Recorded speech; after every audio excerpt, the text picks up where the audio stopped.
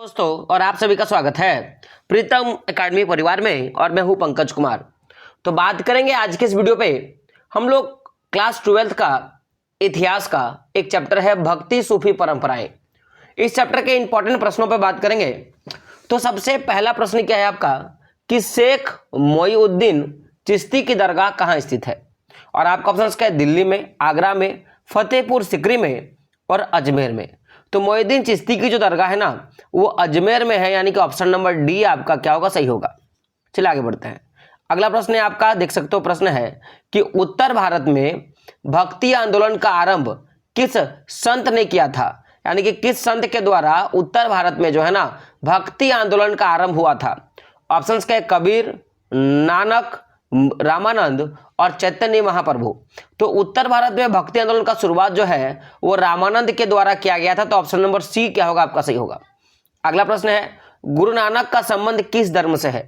सिख, ईसाई, बहाई या यहूदी? तो इनका जो संबंध है ना वो किस धर्म से है? तो सिख धर्म से। तो ऑप्शन नंबर आपका क्या हो जाएगा? ए जो होगा सही होगा। अगला प्रश्न है आपका कि निम्नलिखित में महिला संत थी, इनमें से कौन जो है आपका एक महिला संत है? ऑप्शंस क्या है? मीराबाई अगर बोलो या मीरा, ठीक है, अंडाल है ना, उसके बाद क्या है आपका कराईकाल और इनमें से सभी।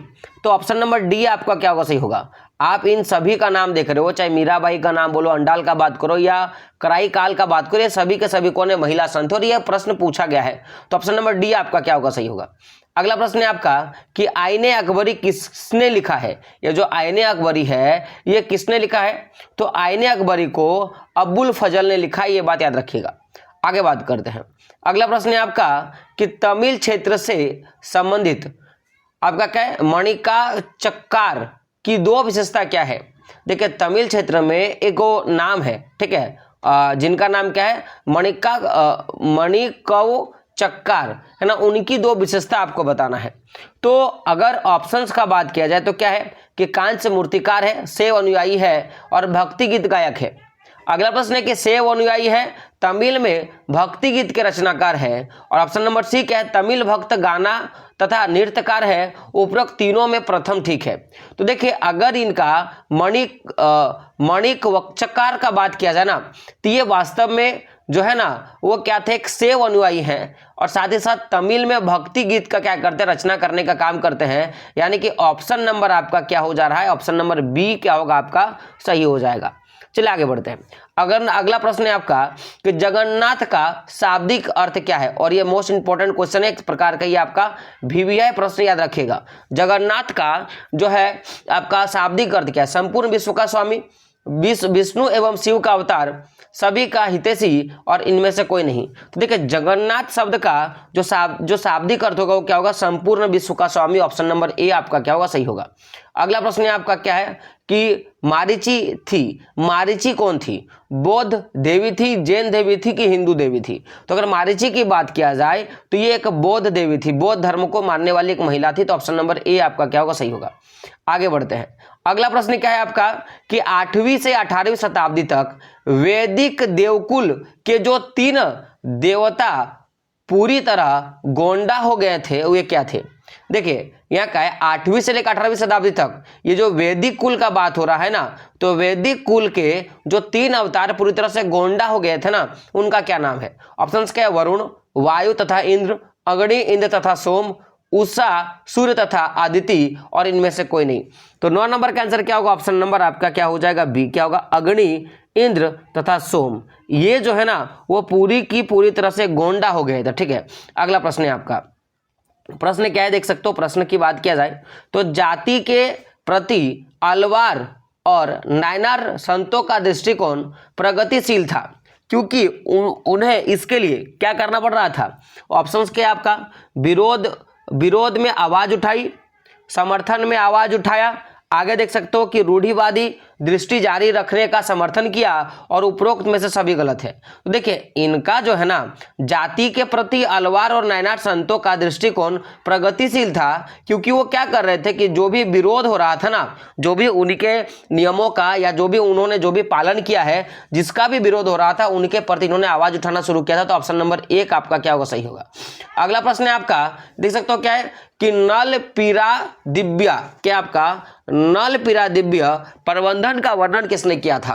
तो नल पीरा दिव्य प्रबंधन का वर्णन जो है ना वो तमिल वेद के रूप में किया गया है। तो ऑप्शन नंबर आपका क्या होगा, बी जो होगा आपका सही होगा। चलिए आगे बात करते हैं। अगला प्रश्न है आपका 13 नंबर का। प्रश्न क्या है आप देख सकते हो, प्रश्न जो है 12 नंबर का। पहले 12 नंबर के प्रश्न में बात करेंगे। प्रश्न है आपका कि अंजल का सही अर्थ क्या होता है?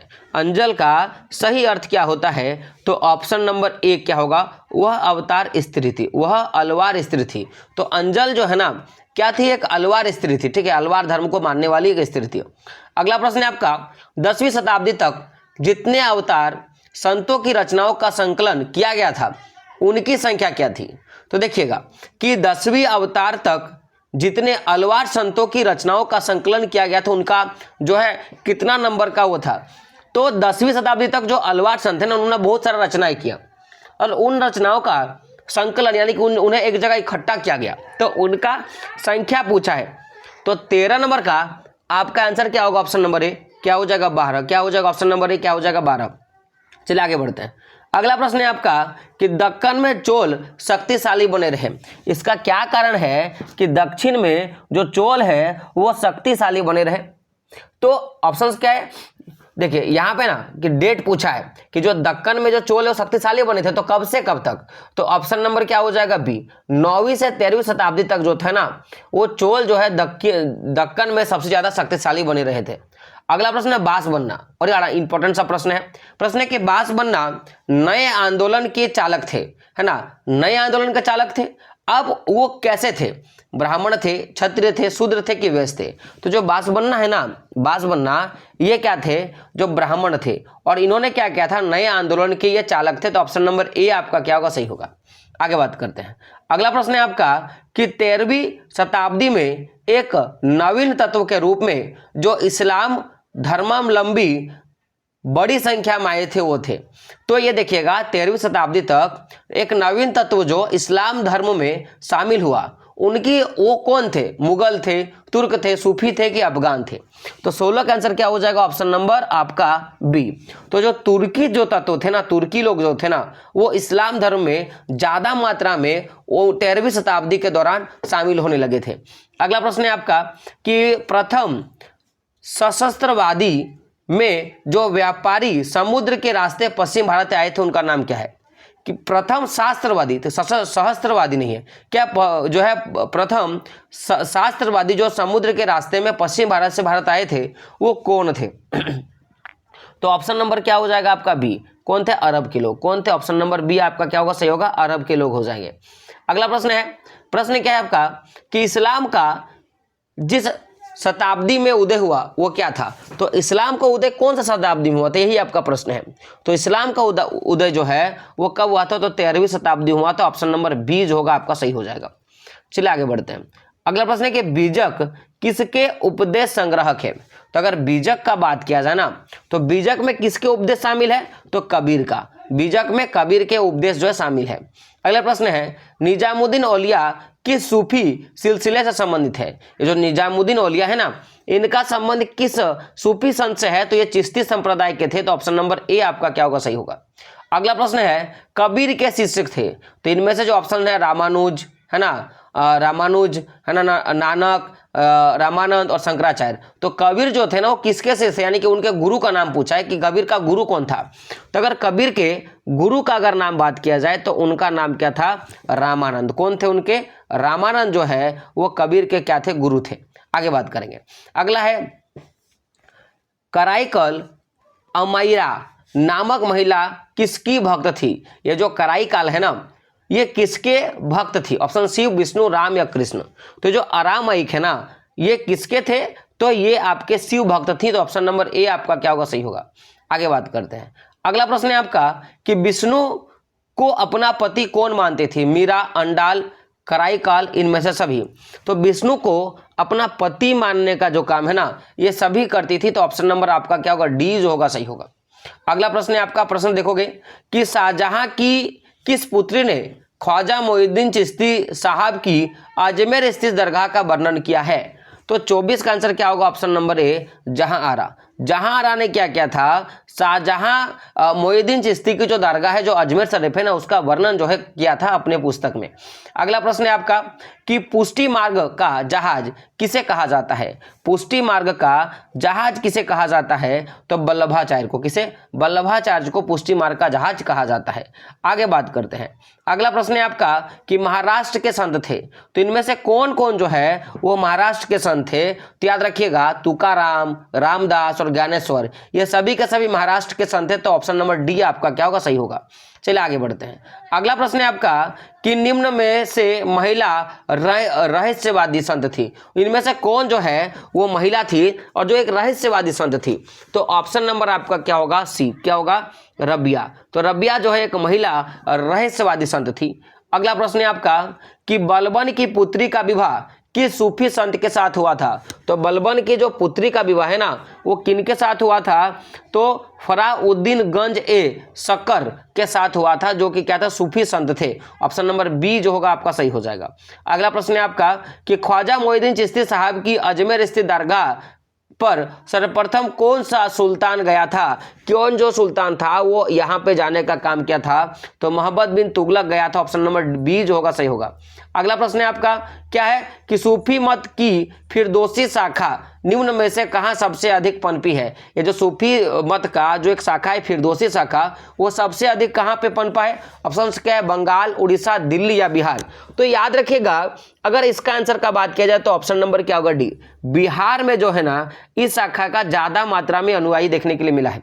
अगला है एक बड़ा इंपॉर्टेंट सा प्रश्न है, पाहन पूजे हरि मिले किसकी व्याख्या? एक पंक्ति में कहा गया था कि पाहन पूजे हरि मिले, यानी कि लोगों को पूजने से भगवान मिल जाते हैं। ये किस काव्य की पंक्ति? ऑप्शंस क्या है, रहीम का, है ना, कबीर का, सूरदास का, कि तुलसीदास का? तो ये बात जो है ना ये कबीर जी ने कहा था कि पाहन पूजे हरि मिले, लोगों को पूजने से क्या मिलता है, भगवान मिल जाते हैं। अगला प्रश्न है शंकराचार्य का मत क्या? और ये बड़ा इंपॉर्टेंट सा प्रश्न है, VVI प्रश्न है, इसको याद रखिएगा। शंकराचार्य का कौन सा मत है? द्वैतवाद, अद्वैतवाद, भेदभाव या द्वैतवाद? तो देखिए शंकराचार्य जो थे ना ये किस मत के संत थे? तो याद रखिएगा ये अद्वैतवाद मत के संत थे। तो ऑप्शन नंबर बी जो होगा सही होगा। अगला प्रश्न है आपका वल्लभाचार्य का जन्म कहां हुआ था? आचार्य जो वल्लभाचार्य है ना, वल्लभाचार्य, इसका जन्म कहां पे हुआ था? तो आचार्य वल्लभाचार्य का जन्म जो है वो और कहीं नहीं बनारसी में हुआ था, बनारस में हुआ था। तो ऑप्शन नंबर सी जो होगा सही होगा। चलिए आगे बात करते हैं। अगला प्रश्न है आपका कि शेख कुतुबुद्दीन बख्तियार काकी का संबंध किस सूफी संप्रदाय से है? एक सूफी संत जिनका नाम है शेख कुतुबुद्दीन बख्तियार काकी, उनका संबंध किस सूफी संप्रदाय से? ऑप्शन क्या है, चिश्ती, सोहरवार्दी, कादरी या नक्शवरी? तो 34 का आपका आंसर क्या होगा, ऑप्शन नंबर ए क्या होगा, चिश्ती। तो इनका संबंध जो था वो चिश्ती संप्रदाय से था। अगला प्रश्न है निजामुद्दीन औलिया की दरगाह कहाँ स्थित है? तो निजामुद्दीन औलिया की अगर दरगाह का बात किया जाए ना तो ये दिल्ली में, कहाँ पे, दिल्ली में जो है वो निजामुद्दीन औलिया की दरगाह है। अगला प्रश्न है आपका काशी में किस प्रसिद्ध संत का जन्म हुआ था? ऑप्शंस क्या है, मीरा, कबीर, गुरु नानक या वल्लभाचार्य का? तो 26 का आंसर क्या होगा, ऑप्शन नंबर डी वल्लभाचार्य। तो वल्लभाचार्य का जन्म काशी में हुआ था, ये बात याद रखिए। कहाँ पे हुआ था आपका, काशी में हुआ था। चलिए आगे बढ़ते हैं। अगला प्रश्न है आपका कि औरंगजेब का संबंध किस सूफी सिलसिले से है? औरंगजेब का संबंध किस सूफी सिलसिले से है? तो याद रखिएगा नक्शबाद, नक्शबंद जो है या नक्शवर्दी जो बोलो तो इसी से होगा। तो ऑप्शन नंबर डी जो होगा आपका सही होगा। अगला प्रश्न है सुल्तान उल हिंद, सुल्तान उल हिंद किसे कहा गया था? सुल्तान उल हिंद किसे कहा गया था? तो ख्वाजा मोइनुद्दीन चिश्ती को सुल्तान उल हिंद की उपाधि दी गई थी। तो ऑप्शन नंबर ए आपका क्या होगा, सही होगा। अगला प्रश्न है आपका बंगाल के प्रसिद्ध संत थे, बंगाल के प्रसिद्ध संत का क्या नाम था? तो याद रखिएगा चैतन्य महाप्रभु। क्या नाम था? Chaitanya Mahaprabhu. Option number A आपका क्या होगा, सही होगा। और अंतिम प्रश्न क्या है आपका कि कुतुब मीनार का निर्माण किसने शुरू किया था? कुतुब मीनार का जो है निर्माण वो किसने किया था? तो कुतुबुद्दीन ऐबक के द्वारा किया गया था। तो ऑप्शन नंबर आपका सी जो होगा, ऑप्शन नंबर आपका क्या हो जाएगा? सी जो होगा सही होगा। तो कुल मिला के इस चैप्टर से जो भी इंपॉर्टेंट प्रश्न पूछे जा सकते थे उनका हम लोगों ने डिस्कशन कर लिया। आई होप वीडियो आपको पसंद आएगा। अगर वीडियो पसंद आएगा तो चैनल को सब्सक्राइब कर लीजिएगा, बेल का आइकन प्रेस कर दीजिएगा और वीडियो को लाइक जरूर कीजिएगा। और जो भी हमारा टेलीग्राम ग्रुप और व्हाट्सएप ग्रुप वहां पर ज्वाइन हो जाइएगा ताकि टाइम टू टाइम अपडेट आपको वहां से मिलता रहे। मिलते हैं दोस्तों अगले एक वीडियो में, तब तक के लिए जय हिंद, जय भारत और आपका दिन शुभ हो।